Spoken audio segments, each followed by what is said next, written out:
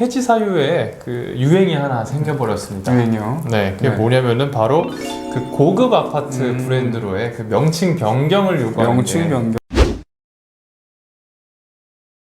지난번 영상에서는 저희가 재건축, 재개발 조합이 시공자를 선정할 때 체크해야 될 사항에 대해서 말씀을 드렸었는데요. 예. 시공자를 선정할 때는 네. 건설사가 제안하는 이게 단지 내 배치, 네네. 그리고 설계, 네. 평형, 분양 방식, 그리고 금융 제한까지 네. 조합원분들께 유리한 것이 무엇이 있는지 네네. 잘 따져보시는 게 좋다고 말씀을 드렸었습니다. 네. 시공자 관련한 주제에 이어서 이번 영상에서는 시공자를 해지하는 경우에 대해서 말씀을 드려볼까 합니다. 과거에도 가끔씩 조합이 선정된 시공사를 해지하고 변경한 경우가 있었는데 요새 들어서 좀 부쩍 늘어나고 있다고 합니다. 네. 그래서 제 주변에 건설사에서 이제 일하시는 분들이 자꾸 해지당해갖고 요새 좀 힘들다 이런 말씀을 하고 계세요.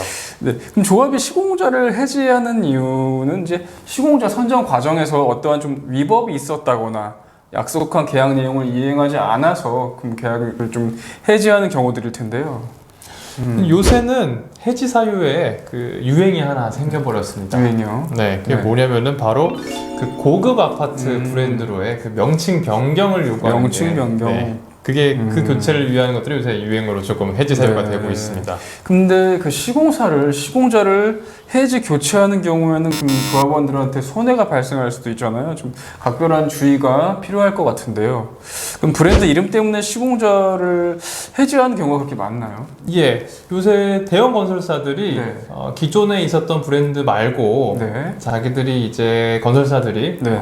고급 브랜드 이름들을 네. 많이 달고 네네. 그렇게 시공을 하는 경우들이 있는데요. 네. 이게 좀 몇 가지 건설사들이 있는데 뭐 DLAC 같은 경우에는 한강변에 아크로라는 브랜드를 쓰고 아크로 있고요. 알죠. 네. 네. 그리고 롯데건설 같은 경우에는 르엘이라고 해서 브랜드가 또 네네. 있습니다.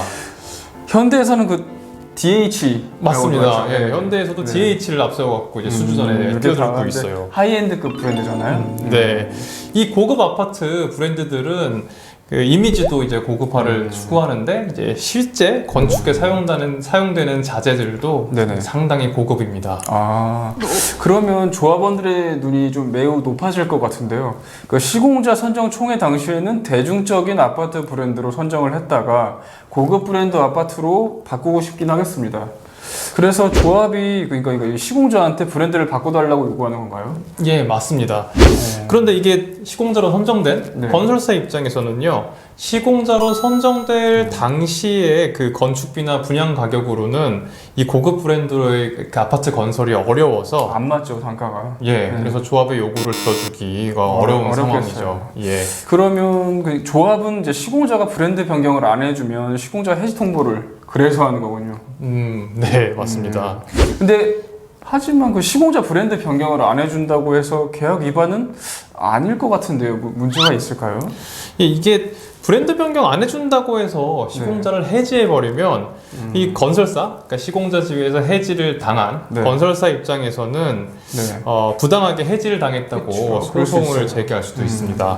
네. 예. 또 뭐 소송들이 어떤 게 있냐면은 그 시공자 지위 확인을 구하는 소송이 있고요. 내가 시공자다. 예. 지위 확인을 구하는 소송이죠. 네.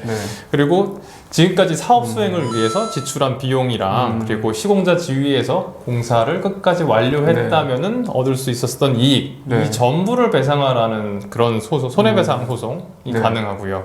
그리고 시공자가 이제 선정되기 위해서 입찰 보증금을 이렇게 지급을 했는데 이것에 대한 원리금과 그 지연 손해금 청구 소송을 합니다. 그런 소송들을 하면은 이제 좀 이제 대규모 시공사기 때문에 소송 금액도 상당할 것 같은데요.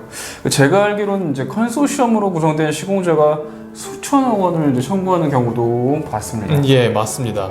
그래서 하지만 이제 법원에서 그 최종 판단인 이제 판결 선고를 받게 될 때는 뭐 수백억 원 또는 수십억 원까지 이렇게 감액이 될 수도 있는데요. 어쨌든 수십억 원이 된다고 하더라도 조합원분들께는 부담이 되는 금액은 맞습니다. 감액이 돼도 부담은 되죠. 예. 그래서 이 조합원들이 선정한 시공자에게 만일에 이제 큰 위법 사유가 있어가지고 그래서 이를 시정하기 위한 시공자 교체는 필연적일 수는 있습니다. 네네.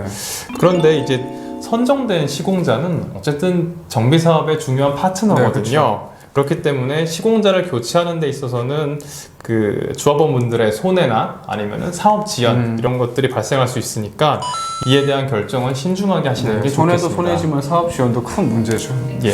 예, 오늘은 재개발 재건축 조합의 시공자 해지와 관련하여 조합원분들께서도 알고 계시면 좋을 것 같은 정보를 말씀드렸는데요. 다음 시간에도 좋은 내용으로 찾아뵙겠습니다. 감사합니다.